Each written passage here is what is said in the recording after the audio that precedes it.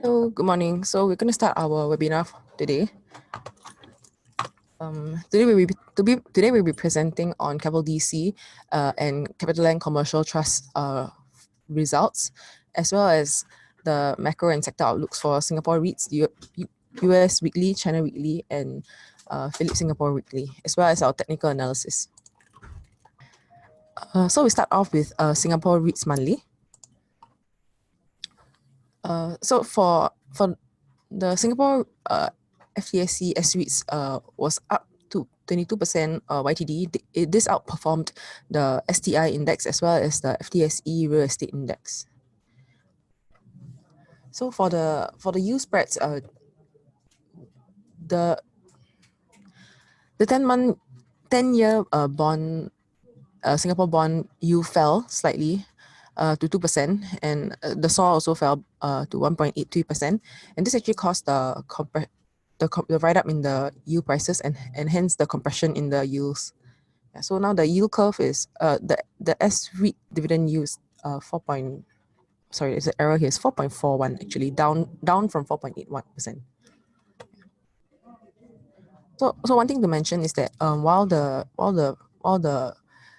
falling interest rates is supposed to be good for the REITs, that most of this positive has already been priced into the price. So now, right now, a lot of the REITs are actually trading at very high valuations of about 2 times standard deviation of price to NAV.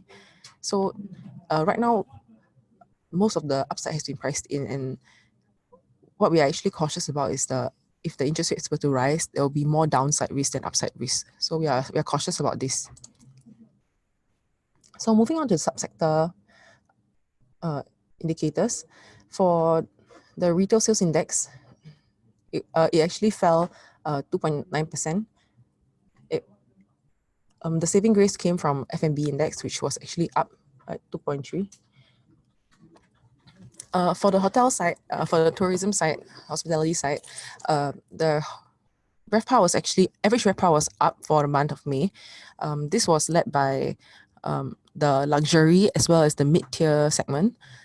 And the higher RevPARs actually was offset by the lower occupancy. And visitor arrivals were up about 1.5% year to date in May. Just a reminder, last year the international visitor arrivals was actually up by 6.5%, but that's also due to bicentennial events such as Okay, so for our view on the REIT sector, we remain neutral. As mentioned just now, this is because most of the REITs, the prices have already ridden up, and we are cautious about the lower interest rate stance that has been priced in. So now we are actually more concerned about the downside risk. So I'll be talking about the Capital DC 2Q results that was released last week. Our call on this counter is neutral, and we downgraded it due to the high valuations. So higher revenue, the KDC registered higher revenues of 13.2%. This is actually due to the contribution from Capital DC 5 that was acquired last year in June, and offset by lower income from other SG assets. On the positive side, we note that operating statistics remain healthy with a long WALE of 7.8 years, as well as a high portfolio occupancy of 93.2%. So this provides a good income visibility. We also note a slight improvement of 40 basis points in occupancy. So it's up to 91.9% now, despite the pre-terminations and non-renewals. On the negative side, we note that the search for accretive acquisitions remain challenging.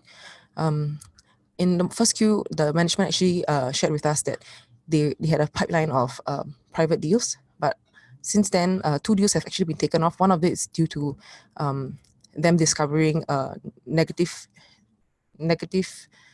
attributes in their due diligence process. For the outlook for this counter, a potential catalyst would be the acquisition of their ROFO asset from their sponsor, Capital TNT. This is the acquisition of KDC4, as well as the repositioning of office space at Keppel DC 5 from office to DC. Yeah, so actually at Keppel DC 5, about 15% of the space there is used for office. So if they were able to successfully reposition it as into a data center, they will be able to yield up. So we downgrade Keppel DC from accumulate to neutral with an unchanged target price. As mentioned, is because of the rich valuations and the high 1.6 times price to NAV. Moving on to CapitaLand Commercial Trust. So for the results, they registered higher revenue due to the contributions from Galileo. This is their Frankfurt asset, Frankfurt, Germany asset that was acquired in June last year. Yeah, and there was also a bit of, it was offset by absence of income due to the divestment of 20 Anson. On the positive side, we note that they had the management managed to sign upcycle of the office. It was a busy quarter for CCT. They announced 2 AEIs, one for 21 Collier Quay, which is currently leased out to HSBC. The whole building is leased out to HSBC. So for HSBC, they will be their lease will come to an end in April 2020, and they're going to use this after the HSBC vacates the building. They're going to conduct an AEI there. This is to capitalize on transitional downtime. So there'll be actually they managed to secure their new tenant, which is WeWork. So the whole building will now be co-working, rented by this co-working operator, and they will come in the second quarter of 2021. So there'll be 1 year break, and there will be no rents during this period. This is actually one of our negatives, that there might be DPU disruptions due to this lack of income from the 21 Collier Quay. So they'll be conducting an AEI there that will have a ROE of approximately 9%. The second AEI is actually for the asset at 6 Battery Road. That's a smaller AEI where they will revamp their office, their retail podium, and add in F&B walkthrough link, as well as some of the lower floors. So another major announcement for CCT is the proposed acquisition of a main airport center in Frankfurt. So this is also an office building, but it's not located in the CBD core, unlike most of CapitaLand's assets. This one will be near the airport, and it's the third busiest airport in Germany. So this proposed acquisition has an MPI yield of 4%, and it will be DPU accretive of about 1 to 2.5%. So previously mentioned, the negatives is the possible DPU disruptions due to the lack of revenue coming from 21 Collier Quay post vacation by HSBC. The outlook remains positive for CCT. We note that their expiring rents for the rest of this year as well as next year are on the downtrend, and they are currently below average market rents. So we will expect a bit of a positive rental reversion coming from there, as well as the annual supply of office space coming onto the market for the next 5 years is actually 30% lower than the office supply that came on for the past 10 years. So that will also help to support the rents. So once again, we maintain neutral due to the run-up in the price. So it's relatively expensive at the 2 standard deviation price to NAV. So now I'll move on to Paul, who will talk to you about Phillip weekly. Okay, thanks, Natalie. We just give the usual weekly update. In terms of the data coming up from Singapore, we saw that our Singapore export numbers were released, and it was quite horrible, especially for the electronic exports. I think we show you a chart later, but I mean the electronic exports collapsed back to kind of GFC levels. It was down minus 32%. And also, it was the second consecutive month of year-on-year 30% fall in the electronic exports. Not total exports, but electronic exports. As you know, just a recap, total exports also includes chemicals and pharmaceuticals. And also the authorities also did hinted that they're probably going to revise downwards their GDP full year for Singapore. And I think based on what the leading indicators that we look at, probably the third quarter GDP for Singapore is also looking weak. In terms of the US macro, the main thing has been consumer spending. The retail sales has been very resilient compared to the other parts of the, especially manufacturing and corporate capex. For China, it just has been the stability in all the macro indicators. We don't have a chart basically everything is like almost like L-shaped for investments, retail, and liquidity. In terms of strategy, it's probably going to be it's probably on the second point. It's probably just we're probably moving from synchronized global growth to synchronized monetary easing. Because last week alone, we saw South Korea cut interest rates to 1.5. Indonesia also cut their interest rates to 5.75. Probably by end July, there's almost 100% that you'll see a cut by the Federal Reserve. They've already highlighted this, that they want to do a preemptive cut by end, and probably on the 25th, there's an ECB meeting. So you're probably going to see another 10 basis points cut that they will probably announce and do it in September. So strangely, although probably the next 1-2 weeks you're going to hear a lot of news on lower interest rates, we still favor the finance industry, like we mentioned in our strategy report. In the second quarter, even though globally interest rates were down, actually SIBOR was actually up in second quarter 19. So we think that the results coming out for the second quarter results for the bank should be healthy, and also probably there's probably some upside on their trading income. And just one last slide for me. As you can see, it's quite horrible. The red line here is the electronic exports for Singapore. You can see that it's pretty horrible. You're going back into a global financial crisis kind of situation. So if there is a recession anyway, probably it's in the electronics industry, or at least from the Singapore side. And then we're not unique. Even Korea, the blue line is Korea. So also Korea also can see that there's a declining trend in terms of the exports. And the only thing is that, as you can see, the last time we had such a decline globally in manufacturing was probably 2015, during the 2015 situation. But again, what has helped the global economies is the US consumer. As you can see, 2015, it was the US consumer that I guess kind of bailed out the global economies in terms of the slowdown. As you can see, retail spend was very strong.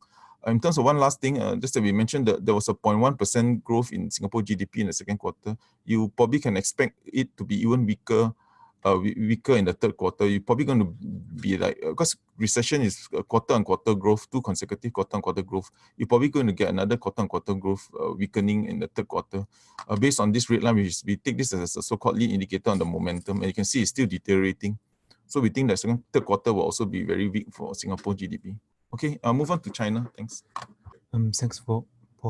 For China last week, China side released a few major macros data last week. Overall, the second quarter, the China's GDP growth to remain stable, while thinking it's basically because of the strong May and June consumer and investment data. For the second quarter, we are seeing there's a big jump on the investment sectors, and the contribution to the GDP growth are also increasing. For the consumer sectors, because we observe that the personal disposable income still remains strong, and we think it will give the further rooms for the consumer sectors to going up in the third quarters. Also, still coming to the third quarters, we're thinking because of the fiscal policies will be focused on the tax reductions, also the cost reductions, first give the consumer sectors to further going up. For the stock performance, the China stock slightly up last weeks, basically because of the fund attentions of the Kechuan board. The Kechuan board will be established on today. Compared to the historicals, the Chinex established on 2009, we are thinking there might be a rebound on the main board.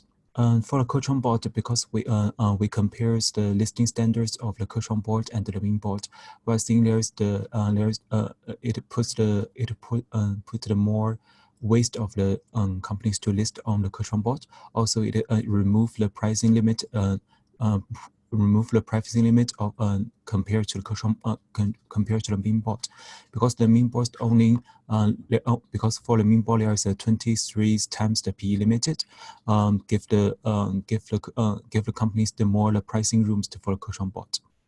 Because on February China's regulations are discussing about the policies to do some tax reductions for the brokerage companies. Coming to the third quarters, we are also expecting the related policy will come in on the third quarters. This is the list of the upcoming earnings released. For this week, we are waiting for the Baidu's and iQIYI, which is the two big Chinese technology companies. I will move on to the admins for the US Weekly. Hi, thank you, JN. So right now we'll move on to the US Weekly. So for the sector performance last week, we can see that most of the sectors were in the red, except for those defensive sectors. I think moving forward, as we can see the consumer sector is still holding up due to labor and wage growth, as well as higher disposable income. So we think that it is likely that the consumer sector is going to perform better than some of these other sectors. Next, we're going to give an update on the cloud computing industry. So we track a list of, we track the CAPEX growth year on year for 14 different companies. And we have seen that it has softened for the past 3 quarters due to cloud digestion. And moving on to Q2 2019, we still see cloud digestion to continue. And this is mainly because of the inventory build up during the first half of 2018. And according to the guidance given by the component vendors, we can see that the results are pretty mixed.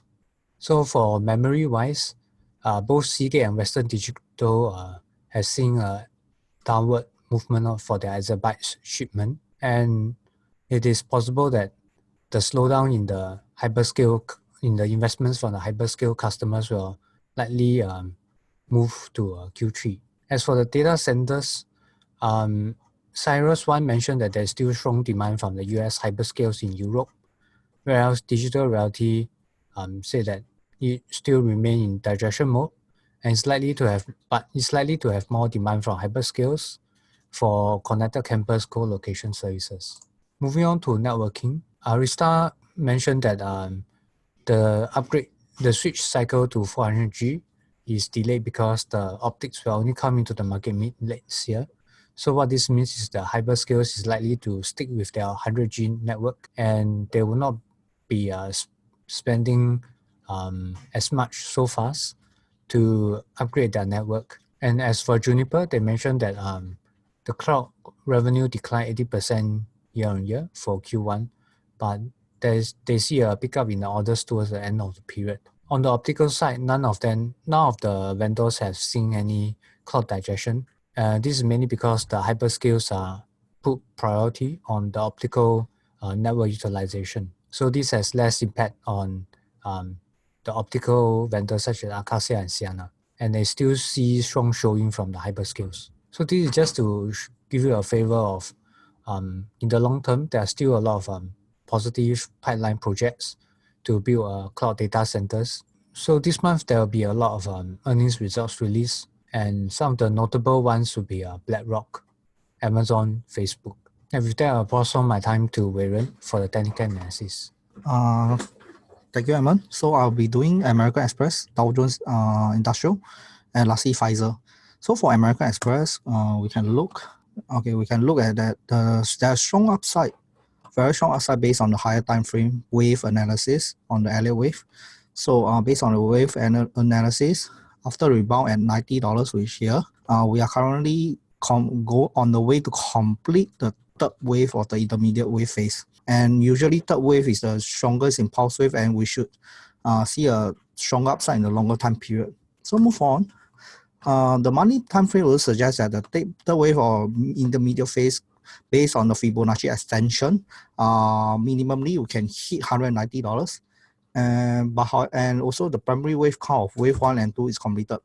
And in longer period of time, we are expecting price to hit beyond 200. However, to take note that within the wave, there will be sub-wave or correction. Therefore, traders should be cautious as well. What I mean by is we should go down on lower time frame to look for any potential retracement and reversal.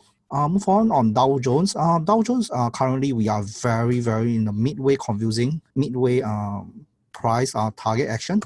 So our view is still the same as the sharing session on 8th of July. Further downside expected, however, and price reverse at 27,400 as we mentioned during the 8th of July sharing.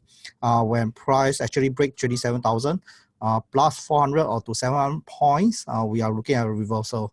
So however, further downside are expected, and key resistance level of 24903 is over here. Must be broken to confirm the bearish movement. And subsequently, the reversal must be happen at a 2372.09 to form the wave B of the within the greater wave E. And then after that, for the correction, we will be seeing another reversal at 26,000 all the way back to 20,000 minimally. So let's move on. So for Pfizer, we are looking at a very rangy market. Since breaking out of the bullish thread, we are expecting price to hit the resistance of 46.47 minimally, and after that, there will be a period of prolonged ranging, and upside potential are limited unless price break the resistance of 46.47. However, I would suggest that potential buying are at the demand level highlighted on the zone here, which is at $37 plus and minus. So with that, I'm going to end. Before we end, is there any questions? Okay, we've got a couple of questions. We'll just try. Do you know whether Netlink involved in any 5G projects? Okay, there are part two. Sorry, Alvin is on MC today, our telco analyst, but I'll just answer on his behalf. If you want, you can just send in an email or through our Stocks BNB, just post a question under the comment section and he can also help reply. But basically, there are two parts to this answer. The first part is that on 5G, because when you have 5G, you're going to have a lot of micro cells. You're going to have a lot of little antennas in all over Singapore. So, but to connect to all these antennas, whether it's street lamps or to MRT stations and so forth, Netlink will provide the ducts. So they will have like you said, it's like a highway. Okay, so they'll just provide the ducts for you to fire out the fiber cable, the fiber optic cable. The second part of the question is that because there is a proposal right now, is it working paper? But anyway, there's a discussion paper right now where Netlink is actually suggesting why not they also become they will be the main provider of all the 5G infrastructure and everyone can just rent it for them. So again, this is just a proposal. Nothing concrete has been mentioned. So anyway, just to conclude, if there's 5G rollout, they will definitely benefit, but there is another permutation to it. So they may actually be the only one providing all the capex. But again, the second part is more, is unclear at the moment right now. It's still a proposal stage. Okay, on the other question for S-REITs, what's the recommendation, sell or hold? Sorry, and Natalie is out right now because there's an OUE REIT presentation. But anyway, our view is that we think that the REITs in the near term have run up quite a bit. So that's why we have a neutral. So technically, it's more like you're probably selling maybe 10, 15 or 10 to 20% of your position. The reason why you cannot sell everything out because I think the whole low interest rate environment will continue. As we mentioned earlier, you're probably going to get a lot more news of rates coming down globally. From all the central banks all over the world will be starting to cut rates. So that's why even if you trim off some of your REIT positions, they will probably still hold on quite well because of the very low interest rate environment right now. Just that in the near term, we think that interest rate expectations are very too aggressive. The market's expecting 3 rate cuts. So even if the Fed does cut rates by 3 times, so what is already in the price? Yeah, thanks. Right, there's a question on which are the 14 companies in the CAPEX growth. So if you refer to the cloud report dated 31st of January, which you can get from Stocks BNB, the CAPEX includes 14 companies with the highest investments in cloud, which are Alibaba, Amazon, Apple, AT&T, Baidu, Facebook, Google, IBM, Microsoft, Salesforce, Sina, Tencent, Twitter, and Verizon. On the part on whether lowering rates by the Fed is likely to cause the stock market to drop. So historically, it is very difficult to say based on historical data whether the stock markets will underperform or overperform, because in the past 2 recessions when the Fed lowered their interest rates, there was a recession and of course the stock market fall. But before that, there were also a few periods whereby whenever they decide to lower the interest rates, it actually extend the economic cycle.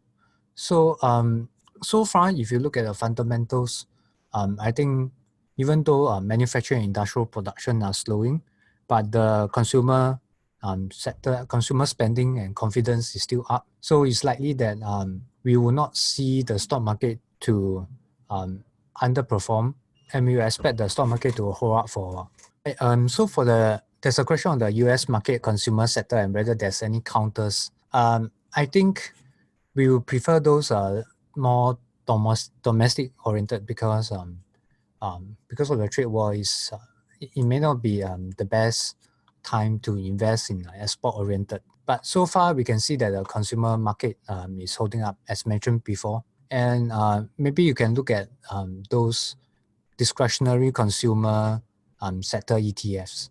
Okay, thank you for all your questions. Anyway, there's a question, if SGD weakens, can this be viewed as a positive impact for STI higher? This is pretty hard to fathom because most of the exposure, if it weakens against US dollar, really not much impact because most of the listed companies here, their overseas operations are not usually in Asia. That's number one. Number two, if it weakens, the one that against the US dollar, the one that benefits the most will be all the electronic companies.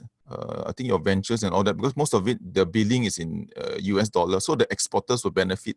In terms of losers, can't really see any pure play off the top of my head, sorry, but I can't see any real like pure importers that will be affected if the Sing dollar weakens against the US dollar.